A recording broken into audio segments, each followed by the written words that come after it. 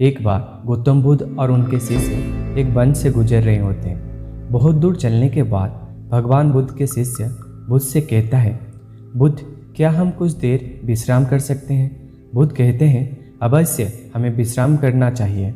वो देखो, एक बड़ा सा वृक्ष है, हम उसके नीचे विश्राम करेंगे। बुद्ध और उनके सभी शिष्य उस वृक्ष के नीचे बैठ जाते हैं। उनमें से एक शिष्य ने बुद्ध से कहता है, बुद्ध, आपने हमें एक बात कही थी कि हम जैसे सोचते हैं हम वैसे ही बन जाते हैं। कृपया करके इस कथन को विस्तार से समझाइए। बुद्ध कहते हैं, अवश्य, मैं तुम्हें एक छोटी सी कहानी सुनाता हूँ। एक नगर में एक बहुत धनी सेठ रहता था। उसके पास धन की कोई कमी नहीं थी, परंतु फिर भी हर समय वो धन इकट्ठा करने के बारे में सोचता रहता था। एक बार सेठ के घर उसका एक रिश्तेदार आता है। सेठ उसकी खूब खातिरदारी करता है। बातों बातों में सेठ का रिश्तेदार सेठ से कहता है, अरे सेठ जी, हमारे नगर में एक नामी ग्रामी सेठ रहता था। वो आपसे ज़्यादा धनवान था। वो सेठ पूछता है, परंतु तुम एक बात बताओ, तुम उससे रहता था क्यों कह रहे हो? सेठ का रिश्तेदार कहता है, रहता था मैं इसलिए कह रहा हूँ क्योंकि वो अब जीवित नहीं है, वो मर चुका है। सेठ बेचारा धन को इकट्ठा करते करते वो यह भी भूल गया कि मृत्यु नाम की एक चीज़ होती है, सेठ को भी आती है। सेठ उस व्यक्ति से पूछता है, क्यों, क्या कारण हुआ जिससे उसकी मृत्यु हो गई? सेठ का रिश्तेदार कहता है, कारण तो कुछ ना था, अचानक ही उसका बुलावा आ गया और उसको जाना पड़ा। सेठ कहता है, अरे इसे कैसे बुलावा आ गया? उसे कोई बीमारी रही होगी। वो व्यक्ति कहता है, उसे कोई बीमारी नहीं थी, वो तो अचानक ही मृत्यु को प्राप्त हो गया। सेठ अपने रिश्तेदार की बात सुनकर हैरान रह जाता है, क्योंकि अब तक वो सोचता था कि मृत्यु बुढ़ापे में आती है या किसी बीमारी के कारण आती है। क्योंकि सेठ अभी जवान था, वो अभी मरना नहीं चाहता था। अगले दिन वो रिश्तेदार अपने घर चला जाता है, परंतु सेठ को एक बहुत बड़ी समस्या दे जाता है कि सेठ को भी मृत्यु आ सकती है। सेठ जैसे पहले धन के बारे में सोचता था, वो अब केवल मृत्यु के बारे में सोचने लगा कि कहीं मुझे मृत्यु ना आ जाए। समय बीतता है, सेठ बहुत कमज़ोर होने लगता है, क्योंकि वो अब सही से ना खाता है और ना पीता है, केवल मृत्यु के बारे में सोचता रहता है। उसकी जीवा पर केवल एक ही कथन रहता था, कहीं मेरी मृत्यु ना हो जाए, और वो बीमार हो जाता है। उसकी ऐसी स्थिति हो जाती है मानो कभी भी प्राण निकल जाए। सभी लोग उस सेठ को ऐसी हालत में देखकर बड़ी आश्चर्यचकित हो जाते हैं, क्योंकि उन्होंने देखा था वो सेठ हमेशा खुश रहता था, उसके पास धन की कोई कमी नहीं थी। पर अब उसको क्या हुआ?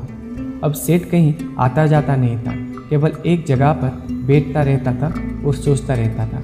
उस सेठ की ऐसी हालत देखकर उस सेठ का एक मित्र एक सन्यासी को उस सेठ के पास लाता है और कहता है, सुनो मित्र, ये बहुत प्रसिद्ध सन्यासी हैं, तुम अपनी समस्या इन्हें बताओ, ये उसका ज़रूर समाधान बताएंगे। ये सन्यासी उस सेठ से पूछते हैं, क्या हुआ? मैं तुम्हें पहले भी देखा हूँ, परंतु तुम इतने कमज़ोर कैसे हो गए? कौन सी चिंता तुम्हें खाई जा रहा है? सन्यासी की बात सुनकर वो सेठ सन्यासी से कहता है, मैं मृत्यु को प्राप्त नहीं होना चाहता हूँ, कहीं मुझे मृत्यु ना आ जाए। सेठ की बात सुनकर वो सन्यासी मुस्कुराकर बोले, अच्छा, तुम्हें मृत्यु का भय है? वो सेठ कहता है, हाँ, मेरे पास इतने सारा धन है, इसका उपयोग कौन करेगा? मुझे मृत्यु को प्राप्त नहीं होना है, मुझे जीना है। वो संत कहते हैं, तुम्हारी इस समस्या का मैं अभी समाधान निकालता हूँ। संत की बात सुनकर सेठ बहुत खुश होता है। उस संत के आगे हाथ जोड़ता है और कहता है, कृपा करके मेरी इस समस्या का समाधान कीजिए। वो संत उस सेठ से कहता है, मैं तुम्हें एक मंत्र देता हूँ, तुम बस इसका उच्चारण भीतर भी और बाहर भी करना। मतलब मुंह से भी ये मंत्र बोलना और अपने भीतर मन में भी यही मंत्र बोलना। ये मंत्र है, जब तक मुझे मृत्यु नहीं आएगी तब तक मैं जीऊँगा, जब तक मुझे मृत्यु नहीं आएगी तब तक मैं जीऊँगा। तुम इस मंत्र को 7 दिन तक लगातार जपना, मैं 7 दिन के बाद आऊँगा।